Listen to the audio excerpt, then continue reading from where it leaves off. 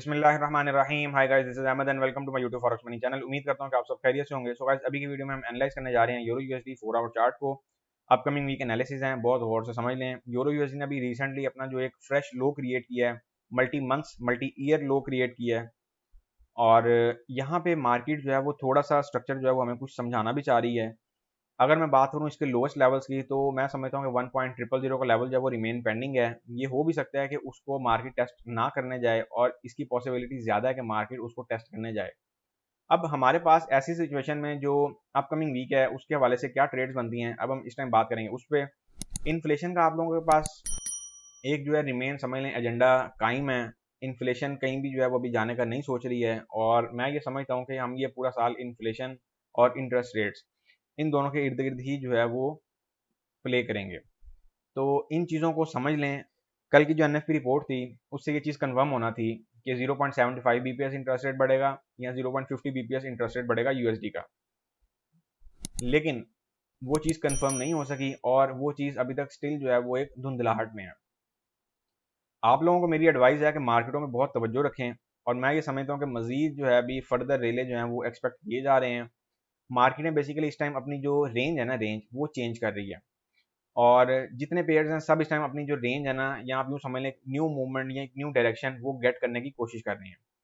और उस सूरत में ये कतन ना करें कि आप लोग, मिसाल है कि यहाँ से बाई फंसा के बैठे हों और मार्केट जो है वो सेल में है, और यहाँ से सेल फंसा के बैठे हों तो मार्केट यहाँ पे आई भी है। इस चीज़ का भी बड़ा खास ख्याल रखिएगा। अगर आप लोगों ने विदाउट एसल ट्रेड करना ही है तो प्रीमियम चैनल की ज्वाइनिंग की तरफ जाएं। वहाँ पे आप लोगों को without acyl trade proper money management के साथ करने को मिलेगी, और लिमिटेड टाइम में हम लोग जो है वो एक हैंडसम प्रॉफिट भी बना लेते हैं। चैनल का लिंक मैंने डिस्क्रिप्शन में भी दे दिया है, आप वहाँ पे कॉन्टैक्ट करके डिटेल्स कंफर्म कर सकते हैं। अच्छा, अगर हम बात करें यूरो यूएसडी की मूवमेंट की, यूरो यूएसडी की मूवमेंट इस टाइम के हवाले से तो बहुत मज़ेदार है। एक चीज़ मैं आप लोगों को काफ़ी दिनों से कहता आ रहा हूँ कि हमारे पास 1.0350 का जो लेवल है उसका टेस्ट रिमेन पेंडिंग है। अगर आप लोगों ने नोट किया हो तो मार्केट जब यहाँ से गिरी तो फिर गिरती ही चली गई। अभी मार्केट को क्या है, अभी मार्केट को थोड़ा सा सांस लेना है। अब वो सांस किस वे में लेना है, मार्केट को बेसिकली ये दिखाना है कि मैं अब जो है वो जैसे मैं नीचे गई थी वैसे ऊपर आ रही हूँ, और देन फिर फर्दर जो है वो मजीद मैं प्लानिंग करूंगा कि अब मैंने इससे आगे की मूवमेंट क्या रखनी है। तो लिहाजा बहुत एक्टिव रहने की ज़रूरत है। मैं यहाँ पे जो है कुछ स्ट्रक्चर जो है वो ड्रॉ करने लगा हूँ, इसको भी जो है वो आप लोग नोट कर लें। सबसे पहले तो हम लगाएंगे यूरो यूएसडी पे एक ट्रेंड लाइन।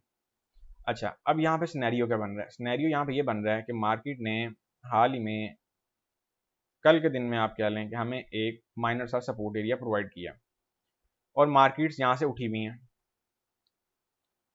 अब पॉइंट इज कि हमारे पास क्या यहाँ से बाय अपॉर्चुनिटी बनती है, तो मैं आप लोगों को सजेस्ट करूंगा कि यहाँ से हमारे पास एक बाय अपॉर्चुनिटी बनती है, हमें एक रिस्क लाजमी लेना चाहिए। याद रखें, जब मार्केटें फ्रेश लो से लो या फ्रेश हाई से हाई बना रही होती हैं, तब हमें उसमें एक एंट्री लेने का सोचना होता है। लेट्स सपोज मार्केट्स जो है वो अपना रुझान सेल की तरफ किए हुए हैं और एक फ्रेश लो से लो जो है वो बनाई जा रही हैं। तो ऐसी कंडीशन में हमने क्या करना होता है, हमने ऐसे कुछ स्कैल्पिंग की ट्रेड्स जो हैं उन्हें गेट करना होता है, उन्हें फाइंड आउट करके उन पर ट्रेड करनी होती है, जैसा कि हमने कल किया और अल्हम्दुलिल्लाह हमें प्रॉफिटेबल ट्रेड्स भी मिली। गोल्ड पे ले लें, यूरो यूएसडी पे ले लें, जीबीपी यूएसडी पे मिले, सब पे मिली। अच्छा जी, अब पॉइंट ये है कि यहाँ पे हमारे पास जो सिनेरियो है वो क्या सिनेरियो बनेगा, हमारे पास जो सिनेरियो बनेगा वो कुछ इस तरीके का बनेगा अपकमिंग वीक के लिए कि आप लोग यहाँ से कुछ यूरो यूएसडी में बाय की ट्रेड प्लान करने का सोच सकते हैं, और विद एसएल ही करिएगा, विदाउट एसएल ये ट्रेड करने वाली नहीं है। मैं आपको ये भी चीज़ कंफर्म करता चलूँ। अगर आप लोगों के जहन में ऐसा कोई ख्याल है कि हम विदाउट एसएल ट्रेड कर लेंगे और कोई मसला नहीं होगा, तो ये रिमेन जो है वो एक डेंजरस आप लोगों की जो है वो थिंकिंग होगी, या एक नेगेटिव थिंकिंग होगी। अगर हम बात करते हैं स्ट्रक्चर की, स्ट्रक्चर हमें इस टाइम कुछ ये आवाज़ें दे रहा है। अच्छा, इस पोजीशन में आप पार्शली भी एंटर हो सकते हैं। पार्शली एंटर हो जाएंगे तो ये है कि जहाँ पे आपको लेट सपोज अगर 75 का एसएल मिल रहा है, तो वहाँ पे आपको सिंगल ट्रेड पे, तो वहाँ पे होगा ये कि आपको जो है ना कुछ आपकी एसएल रेशो भी कम आएगी और लॉस रेशो भी कम आ जाएगी। अच्छा, ये मैंने स्ट्रक्चर यहाँ पे ड्रॉ कर दिया है, ट्रेंड लाइन को फॉलो करना मत भूलिएगा। मैं यहाँ पे इसकी डिटेल्स एंटर करने जा रहा हूँ, नोट कर लें। अगर हम यूरो यूएसडी को बाय करने की सोचेंगे तो बाय हम इसको करेंगे 1.0145250 के लेवल से कर लें। TP1 की अगर हम इसमें बात करेंगे तो TP1 हमारे पास आएगा 1.0200 का लेवल। TP2 की अगर हम इसमें बात करते हैं तो TP2 हमारे पास आएगा 1.0250 का लेवल। TP3 की अगर हम इसमें बात करते हैं तो TP3 हमारे पास आएगा 1.0300 का लेवल। TP4 की अगर हम इसमें बात करते हैं तो TP4 हमारे पास आएगा 1.0350 का लेवल। जिसका रीटेस्ट अभी पेंडिंग है, तो लिहाजा उसे कतन इग्नोर नहीं करना। यहाँ से मार्केट हो सकता है आपको ये ज़ाहिर कराएं कि हम जो है वो कुछ देर के लिए जो है मूवमेंट अपनी बुलिश में ले गई हैं।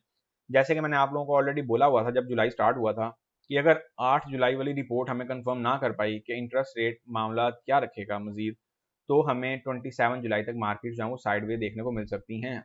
और मैं ये समझता हूँ कि मार्केट जो है वो अगले 1 से 2 हफ्ते जो है वो साइडवे का रुख इख्तियार कर सकती हैं।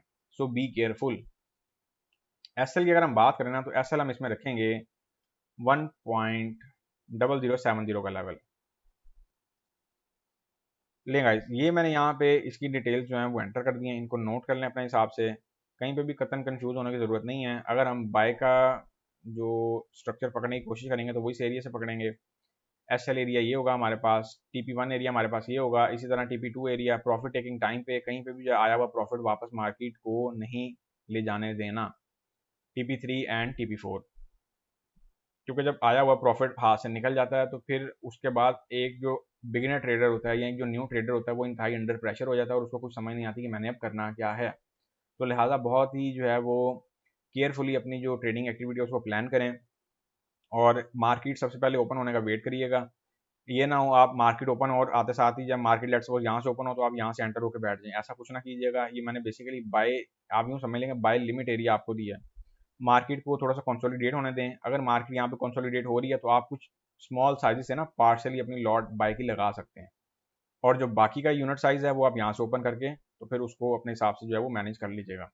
सो गाइस, ये थे हमारे euro USD 4 our chart analysis. उम्मीद करता हूँ आपको बहुत बेहतर तरीके से समझा पाया हूँ। मार्केट कंडीशंस याद रखें, रिमेन हमारे सर पे बहुत जो है वो एक अहमियत इख्तियार किए हुए हैं। ऐसे में ट्रेडिंग जो है बहुत सोच समझ के करें, क्योंकि डेली बेसिस पे अकाउंट जो है वो धड़ाधड़ मार्केट ने वॉच किए हैं प्रीवियस वीक में। चाहे यूरो यूएसडी के पॉइंट ऑफ व्यू से ले लें, चाहे गोल्ड के पॉइंट ऑफ व्यू से ले लें। अभी ये सिर्फ इन दो मेजर करेंसीज की मैं बात कर रहा हूँ, या दो जो मेजर सिंबल्स हैं मैं उनकी बात कर रहा हूँ। तो बात समझाने का पर्पज़ ये, अगर आपने विदाउट एसएल काम करना ही है तो फिर एक प्रॉपर वे में आके करें। उसके लिए आप लोगों के पास प्रीमियम चैनल है ज्वाइनिंग के लिए। और विद एसएल अगर आप लोग काम कर रहे हैं तो फिर देखें, विद एसएल भी ये होता है विद एसएल ट्रेडर को कि वो अपना एक एसएल हिट करवाता है और मार्केट से निकल जाता है। आप उसमें हिडन एसएल भी रख सकते हैं। देखें, याद रखें, जब आपकी स्ट्रेटजी ठोस नहीं ना होगी, एक पक्की स्ट्रेटजी नहीं होगी, तो आप विद एसएल आएँ या विदाउट एसएल आएँ आप मार खा जाएंगे। ये चीज़ भी मेरी जेन में बिठा के रखें। जब तक आपको यही नहीं ना पता कि स्ट्रेटजी चल क्या रही है, इसमें एंट्री कैसे लेनी है, तब तक कोई हासिल वसूल नहीं होने वाला। तो लिहाजा स्ट्रक्चर को भी फॉलो करें और मार्केट का कॉन्सेप्ट समझें। सो गाइस, अब हम मिलेंगे नेक्स्ट वीडियो में, तब तक के लिए अपना ख्याल रखें, दुआ में याद रखें। मुझे नहीं इजाज़त, अल्लाह हाफिज़।